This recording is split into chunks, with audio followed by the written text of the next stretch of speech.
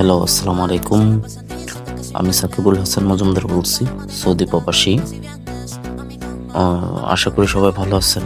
ভিডিওটা শেয়ার করবেন, লাইক দিবেন, পাশে থাকবেন। এটা হলো দাম্মাম স্টেডিয়াম। এটাতে বিশ্বকাপ খেলা নামতে পারে।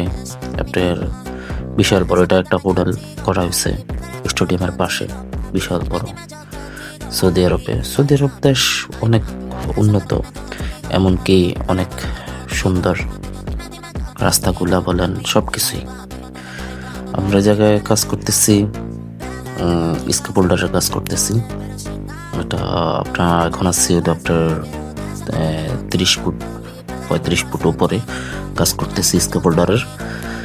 এটা হলো বিশ্বকাপ খেলা হবে, এশিয়া কাপ খেলা হবে।